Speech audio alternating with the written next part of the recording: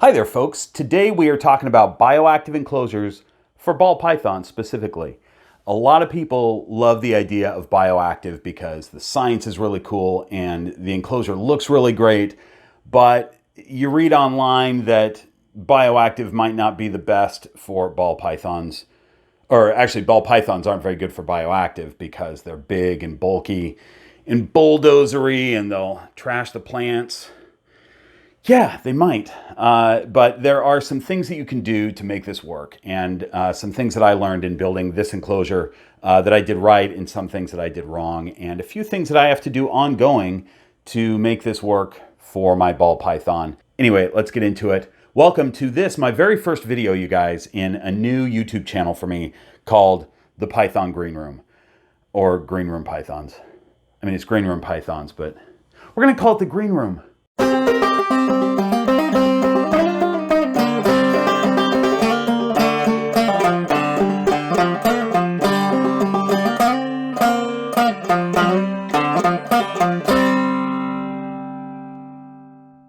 I'm Bob Bledsoe, and behind the camera is the only employee here at Green Room Pythons, my brother Kent, who I hired to help clean out snake enclosures and change waters and things like that. But as it turns out, he's only comfortable being in this room if he's got a camera between himself and the snakes. Kent, you want to address that? I'm not afraid of snakes. He's afraid of snakes. If I was afraid, I'd be like screaming. And I'm not screaming. I mean, it's a fair point. You're not screaming. So that's Kent. Like I said, I'm Bob. This is Detective Inspector Rorschach. That's his official name. That would be what would be on his driver's license, I guess. His street name is Coldplay because he's all yellow, but he hates his street name. This channel is all about ball pythons and the care of ball pythons, different ways to do different things because there's a lot of different ways. The breeding of ball pythons, we're going to talk about that in some videos. I'm breeding the inspector this year because we're not exactly sure what genes he has. So we're going to try to prove out some genes. Here, I'll do this. I'm going to say what his parents were. And then if you have a guess as to what the inspector might be based on his lineage, put it down in the comments. So his parents were Inchy Orange Dream Banana to an Inchy Orange Dream Firebee. Firebee is pastel spider fire. Pastel spider fire. Yeah, is a Firebee.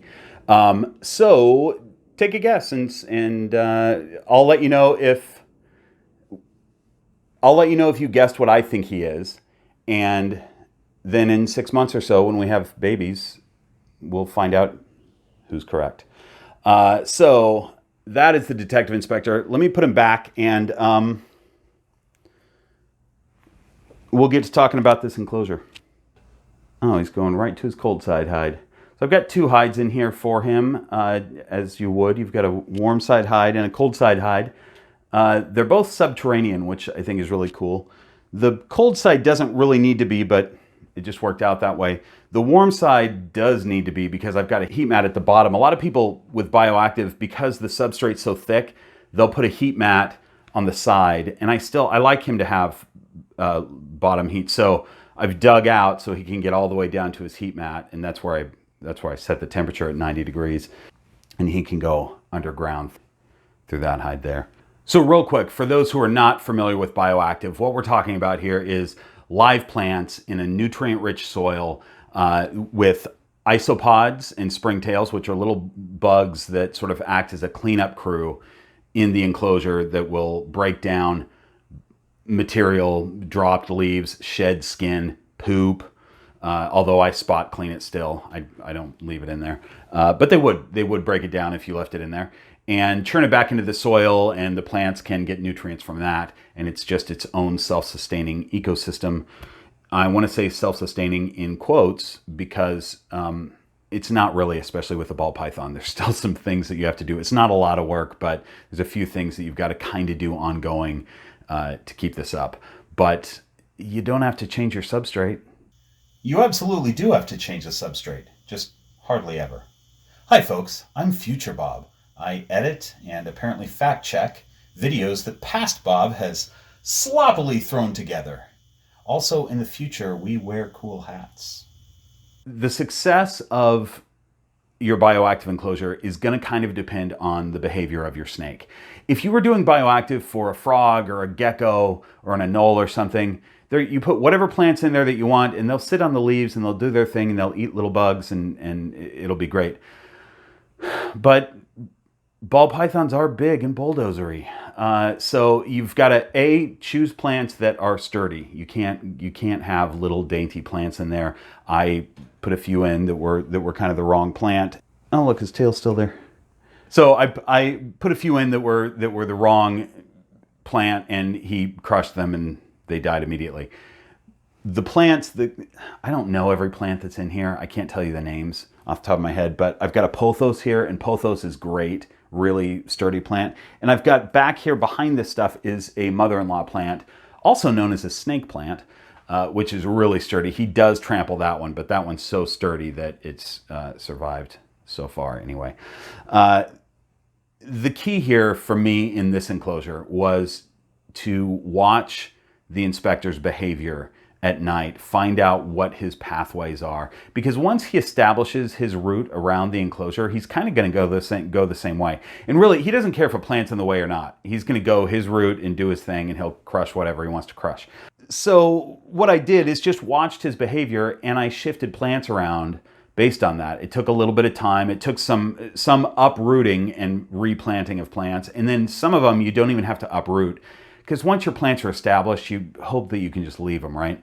So with a lot of the plants, you just need to shift them over a couple inches, and you can kind of dig out dirt behind it and then push it while it's still in the ground. I think snakes are smarter than people give them credit for, especially ball pythons. They're not known for their smarts, really, but the inspector notices anytime I move a plant, anytime I add a plant, anytime there's anything slightly different about his enclosure, he will, what is going on here? This wasn't in my enclosure last time I slithered about. Am I being punked? I guess the only thing to do here would be to stare at this for about 15 minutes. And there he sits, staring at it for about 15 minutes. Maybe that's an exaggeration, maybe 10. And one might argue whether that's a smart choice to do, stare at it for 10 or 15 minutes, but the intelligence is there. He definitely recognizes when there's something different about his enclosure, which I think is kind of cool.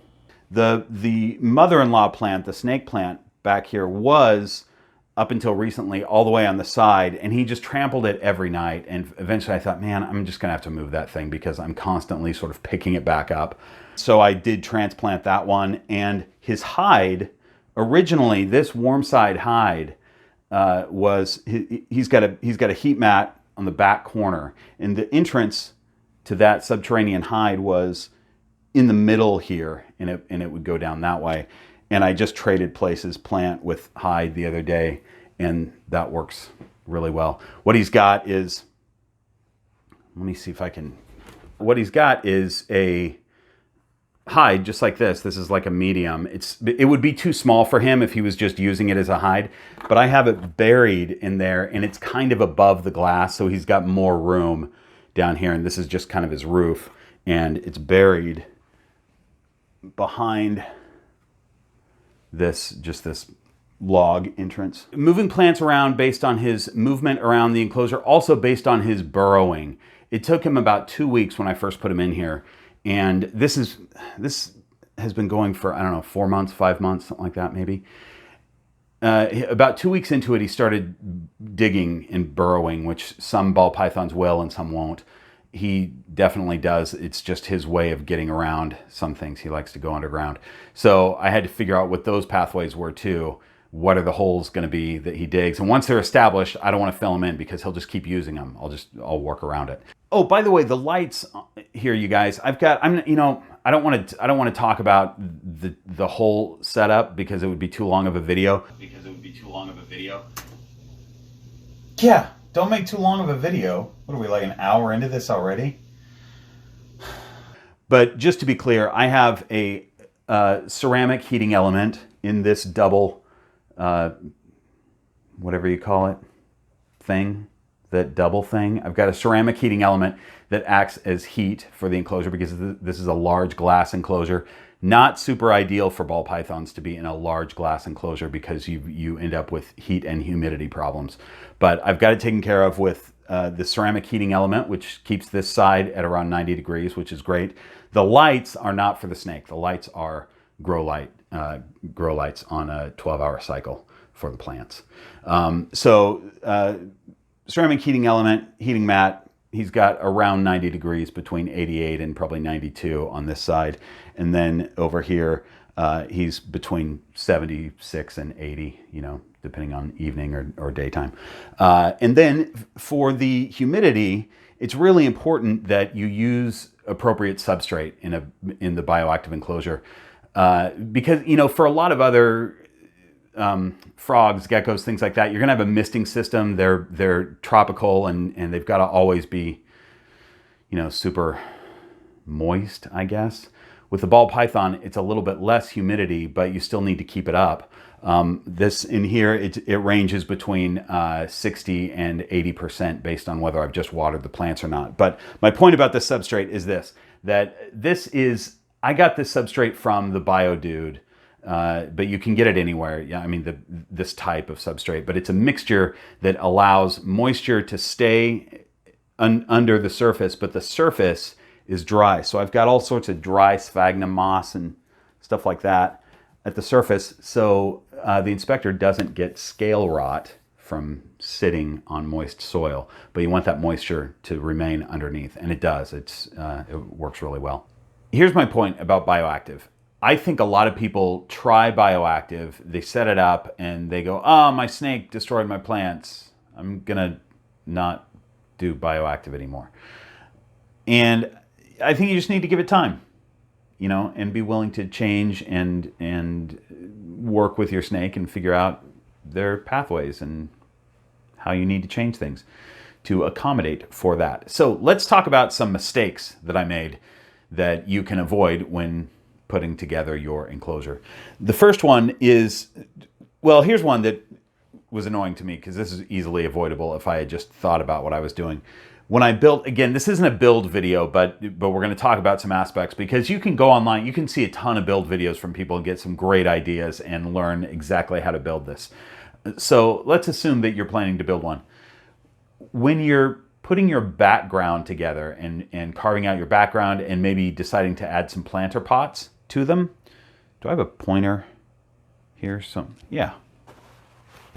This right here, since my B-roll camera's down, this planter pot right here is the worst idea ever because I put it up too high, and that's where my ceramic heating element is. And so it's really hot right there and nothing will grow. Let's talk about cork rounds. These things, so cork rounds are great. Piece of cork, a round would be one that goes all the way around and it's a hollowed out log. Cork is really good because it doesn't mold or mildew. And I have those permanently set in the background right here. Here's a big piece of corkwood that's permanently affixed, and this is my main piece of corkwood that's permanently affixed right there. And when I put those in, I thought, oh, it's okay if he goes up into those logs, that'll be like a hide for him, that's great. But what I wasn't thinking about is snakes get, as many of you know, snakes get themselves stuck in logs all the time. And he's growing, he's 850, 900 grams right now, but he's gonna get bigger and he'll eventually get himself stuck in there. So I realized, man, I gotta fill that thing up. So I pulled him out of his enclosure for a couple days while I pumped expanding foam into every possible round thing in that enclosure that he could get himself into. Now it's safe for him. So be careful on that. I wouldn't have used the rounds, I guess. I still would use corkwood, but not the rounds. Or just plan to fill them in if you're going to use the rounds, because they do look cool. When you're choosing your plants, make sure that you look up, you can just Google plant name safe for snakes. And there's a number of lists that people have put together that show whether that plant is safe for reptiles or not. You can put safe for snakes, safe for reptiles, whatever. But some are not, so when in doubt, don't use it. but most, you know, there's exhaustive lists of plants that are okay for reptiles, okay for snakes. So make sure that you check that. I always did, but one thing that I didn't really think about in choosing plants, because I'm not really a plant guy, even though I have a bunch of plants and I enjoy them, some plants don't do well in soil that's moist all the time. And so I had a couple of plants die because they needed the soil to dry out between waterings, and this soil under that first layer is not going to really dry out, and that's by design. So make sure that you have plants that are okay with moist soil. Isopods, you want the tiny ones. You want dwarf isopods. I have dwarf white isopods in there, and they are smaller than a grain of rice. They're really tiny. If you have, I'm gonna show you here. I'm just gonna show you. That is, oops. Oh, he's fine. Oh, come on. This is a dairy cow isopod, and he is way too big. He's great for, I don't know, maybe a frog or something, a gecko. I don't know anything about frogs and geckos, but I think that they would eat these. And so that would be a great isopod to have as cleanup crew and maybe food for your smaller little guys. They are not in that enclosure though. Dwarf white isopods are great. I never see them because they're really tiny and they stay under the dirt, which is where they're supposed to be to break down that organic matter. So they're doing their job in there and they're doing it well. The enclosure's thriving. So is a bioactive enclosure right for you? I'm sorry, I gotta stop this again. The whole point of that entire isopod section was to say that the larger isopods pose a danger to your snake. They could potentially chew on the snake's soft skin. That's all I was trying to say. And I did that entire isopod section without making the point. I don't know if I ate too much that day or what the deal is. It was a couple days ago. I'm sorry about this, you guys. So is a bioactive enclosure right for you? I think if you are looking for a really cool visual piece and enjoy the science behind bioactive and are willing to sort of tinker ongoing with it and change things as needed, then bioactive is great. I love it. I love the ongoing project. I love how it looks. I have other snakes that are in tubs, and tubs work awesome for snakes and worked really well for the inspector before he made it to his bioactive enclosure. Does he like one better than the other? I don't know. He did really well in a tub and he does really well in a bioactive. So I happen to have not a picky snake, I guess. Ken, do you have any questions? Yeah, what if I put my bullfrog in with your snake in the bioactive enclosure? I would say no, you should never house anything else with the ball python.